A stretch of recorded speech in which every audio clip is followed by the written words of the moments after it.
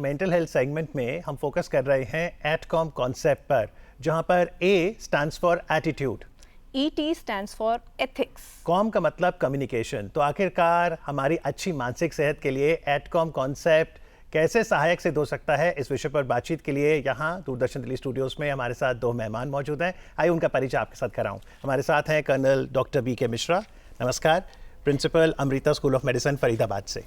और हमारे साथ हैं doctor Shaili Meena, associate professor department of psychiatry, Safdarjung hospital. आपका भी स्वागत है हमारे कार्यक्रम में। हमारी अच्छी सेहत, पेशेंट का रख रखाव एक टीम वर्क है। कर्नल मिश्रा, एटकॉम कॉन्सेप्ट कैसे हमारी मदद कर सकता है, क्या आता है इस कॉन्सेप्ट के दायरे में? इस कॉन्सेप्ट के दायरे में डॉक्टर को अपना मनोभाव और अपनी समाज सेवा की भावना को विकसित करने को और पेशेंट के साथ बातचीत करने को विकसित करना होता है। जी डॉक्टर शैली, अगर इस कॉन्सेप्ट की बात करें तो इसको हम हेल्थ के साथ कैसे रिलेट कर सकते हैं? देखिए, हेल्थ के साथ हम इस तरह से कर सकते हैं, अगर हम कोई मरीज से मिलते हैं, अगर हम उसको ढंग से, हमारा व्यवहार मरीज के साथ नहीं होगा तो जो भी हम उनको समझा भी रहे हैं वो शायद ढंग से समझ भी नहीं पाएगा। अगर हमारा, जिसको एटीट्यूड कहते हैं, हमारा भाव, मरीज को ये नहीं लगेगा कि हम वाकई में उसकी चिंता करते हैं।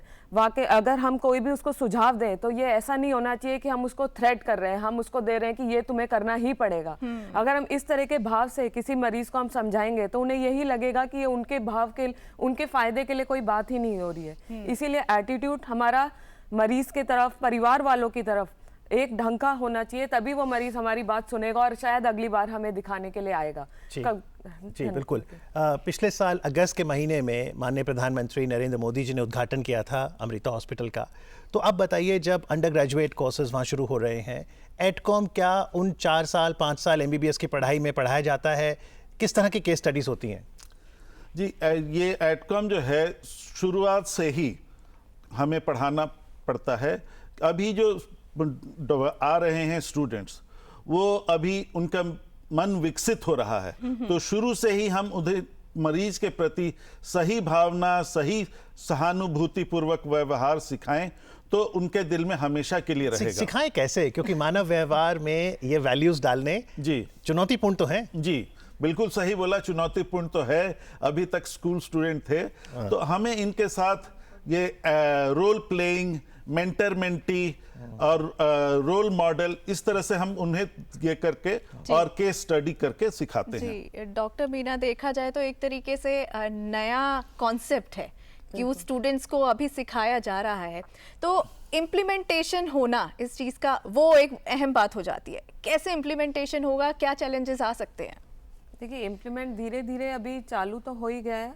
अभी करने में यही करें कि जैसे शुरुआत में जो अंडर ग्रेजुएट स्टूडेंट्स जो होते हैं उनका clinical exposure in the sense कि मरीजों के साथ बातचीत बहुत कम होता था, लेकिन अब उनकी जो पोस्टिंग्स हैं, जैसे अब धीरे धीरे सर्जरी वाला विभाग, मनोरोग विभाग, इन विभागों में करने लगे हैं, जिससे कि उन्हें ये समझ में आने लगे किस तरीके से मरीजों से बात करते हैं, किस तरह से उनको इलाज के लिए समझाया जाता है, जिससे शुरुआती दौर में ही उनको धीरे धीरे ये चीज़ें समझ में आने लगे दूसरे डॉक्टरों को देख के। और उन्हीं के सामने सीनियर्स जो होते हैं, हम केसेस को डिस्कस करते हैं, जो चैलेंजेस आते हैं जो समझाने में, वो हमें समय से ही उनको समझाते हैं कि इस तरीके से बात करनी है। उदाहरण देके समझाइए। उदाहरण में जैसे मैं अपने विभाग के बारे में ही बताऊंगी। जैसे मनोरोग विभाग में हमारे यहाँ जो बच्चे आते हैं तो हम उनको हमारे साथ ही बैठाते हैं। जैसे केस कोई उदाहरण के तौर पे कोई आता है, जैसे कि हमारे पास मरीज आया कि उसको ये समझाना है हमें कि मरीज को, जैसे हमारे पास अगर हम भारत के तौर पे देखें तो ज़्यादातर लोगों का यही विश्वास होता है कि हम जो हैं भगवान पे विश्वास रखते हैं, तो हमारे पास ज़्यादातर, वो कोई गलत बात नहीं है, मैं ये नहीं कहूँगी कि गलत बात है, लेकिन अंधविश्वास गलत बात है। तो हमारे यहाँ जो ज़्यादातर लोग आते हैं वो इलाज उस तरीके से करते हुए आ रहे होते हैं, तो उसमें होता यही है कि इलाज के तौर में बहुत ज़्यादा लेट हो जाता है हमारे पास पहुँचने में। तो अगर हमें मरीज़ को ये समझाना है कि आपको दवाई की ज़रूरत है या आपको मानसिक रोग है, तो ये एक बहुत बड़ा चैलेंज होता है। तो कर्नल, कैसे फिर इस चैलेंज को आप सॉल्व करते हैं कि डॉक्टर ने बताया फलाना इलाज आपकी अच्छी सेहत के लिए ज़रूरी है, पेशेंट स्वयं या परिवार का सदस्य मानने को तैयार नहीं? जी, इसमें ऐसा है कि हम उन्हें समझाते हैं, उनको सही तरीका उदाहरण देकर के समझाते हैं। कोई और मरीज जो होते हैं उनके बारे में भी बताते हैं, उनके पड़ोसी भी कोई आया हुआ होता है उसकी भी मदद लेते हैं उसको समझाने में। जो हमारे पास जो स्टूडेंट आते हैं शुरू में फर्स्ट ईयर में मरीजों के साथ उनका इंटरेक्शन नहीं होता है, तो हम उन्हें एक मॉक रोल मैनीक्विंस और क्लिनिकल एग्जामिनेशन रूम में उनको पहले से ही प्रैक्टिस कराते हैं कि ये सब कैसे पेशेंट को समझाना होता है।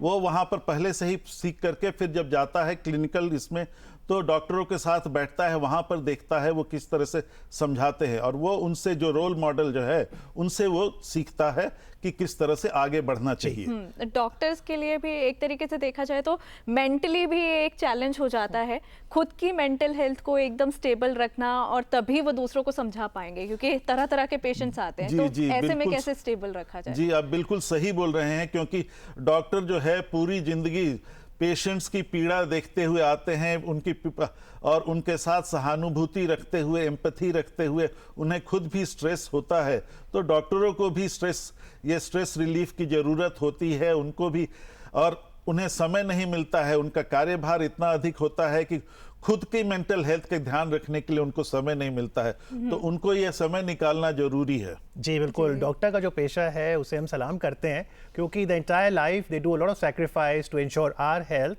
और वो ह्यूमन सफरिंग से डील करते हैं, हमारी पेन दूर करते हैं, हमारे चेहरे पे मुस्कुराहट लाते हैं।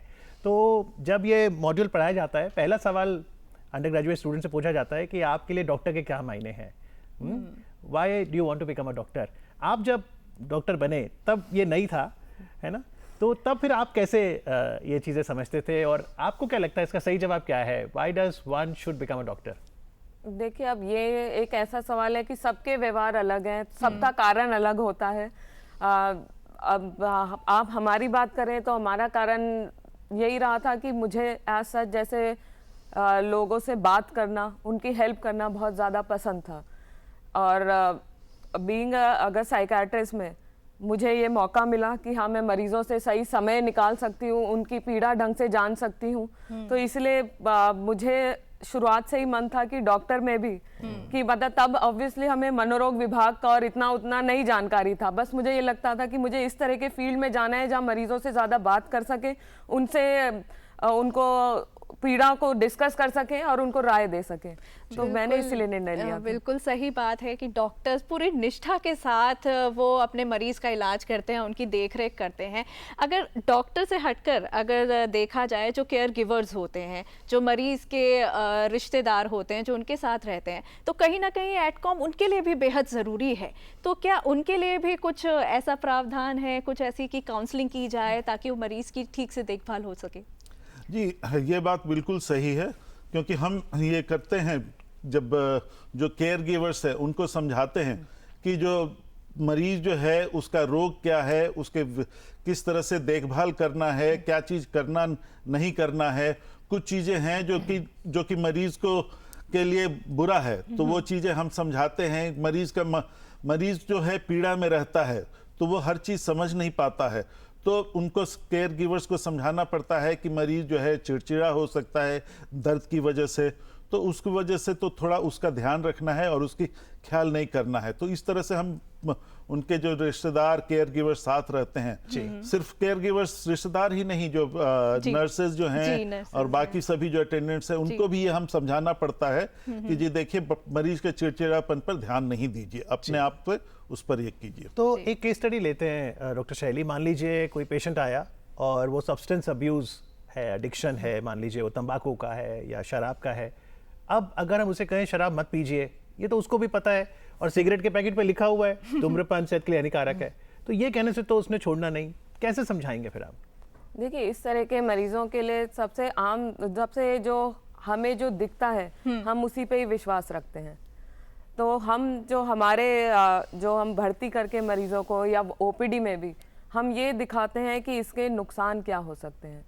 तो इसका सबसे आम इलाज का तरीका यही है कि जो समान तरीके के जो नशा ले रहे हैं, उनके जो नुकसान हुए हुए हैं, आपस में ये लोग भी आपस में बातचीत करें, हम उन लोगों से दिखाएं कि जो नशा शराब पीते थे या जो तंबाकू का सेवन करते थे, उनको इस तरह के नुकसान, शारीरिक या मानसिक नुकसान हुए हुए हैं। क्योंकि अगर शराब का देखा जाए तो उसके नुकसान जल्दी दिख जाते हैं, तो इसलिए लोग उसमें फिर भी विश्वास कर लेते हैं। धूम्रपान या फिर तंबाकू का सेवन में नुकसान कुछ सालों के बाद आते हैं, इसलिए लोगों को इस पे विश्वास करना मुश्किल होता है। लेकिन जब वो देखते हैं कि हम कैंसर के जैसे विभाग है हमारा, हम वहाँ पे लोगों को दिखवाते हैं कि यहाँ पे इस तरह के मरीज इतनी तकलीफें झेल रहे हैं क्योंकि वो शुरुआत में तंबाकू खाते थे, तो इस तरह के देखने से उनको थोड़ा विश्वास बढ़ने लगता है। अगर बच्चों की बात करें तो बच्चों के साथ डील करना थोड़ा और मुश्किल होता है और चैलेंजिंग होता है। अब अगर कोई बच्चा है पेशेंट, तो उसके साथ कैसे वो कम्युनिकेशन, वो एटीट्यूड, वो एथिक्स, उन सारी चीज़ों को कैसे एक साथ रखा जाता है? बच्चों में आप नशे के बारे में बात कर रहे हैं या in general? Overall, in general, कोई भी समस्या हो। देखो, बच्चे के लिए हमें बच्चे के लेवल पे ही चीज़ें समझानी पड़ती है। अगर हम टेक्निकल मेडिकल टर्म में उसको समझाएंगे कि आपको ये बीमारी हो गया है, या आपको एंग्जाइटी है, या आपको डिप्रेशन है, तो वो शायद वो चीज़ों को ना समझ पाए। तो हम अगर हम पेशेंट ओरिएंटेड जिसको बोलते हैं, तो हमें ये बच्चों के लेवल पे पूछना पड़ता है कि आपको क्या तकलीफ हो रही है। जैसे कई बच्चों को रहता है कि उनको ये परेशानी रह रही होती है कि समाज में, इन द सेंस की क्लास में उनको जो है वो थोड़ा नीचा दिखाया जा रहा है, तो एग्जैक्टली वो फेस किस प्रॉब्लम को कर रहे हैं। तो हम लक्षण के हिसाब से बच्चों का इलाज करते हैं, ना कि एक पूरी बीमारी को देखा जाए। तो हमें ये ज़रूरी नहीं है कि उसको टैग करा जाए कि तुम्हें क्या बीमारी है, क्या लक्षण है, हम उस हिसाब से देखते हैं। जी, तो संवाद बहुत ज़रूरी है। डॉक्टर साहब, चलते चलते कुछ टिप्स शेयर कीजिए हम सबके लिए, ताकि पेशेंट डॉक्टर रिलेशनशिप और स्ट्रांग हो सके। जी, इसमें सबसे ज़रूरी चीज़ है एटीट्यूड, मनोभाव। आप पेशेंट के पास सहानुभूतिपूर्वक निगाह से जाइए, और कम्युनिकेशन, क्योंकि हम अगर अपनी बात पेशेंट को ठीक तरह से समझा नहीं पाए, पेशेंट को मिसअंडरस्टैंडिंग हो जाए, तो सिर्फ पेशेंट ही नहीं, रिलेटिव्स या किसी को भी मिसअंडरस्टैंडिंग हो जाए, तो उसमें ही मिसअंडरस्टैंडिंग से वो आपके एटीट्यूड से अफेक्ट हो करके फिर नेगेटिव रिएक्शन होता है।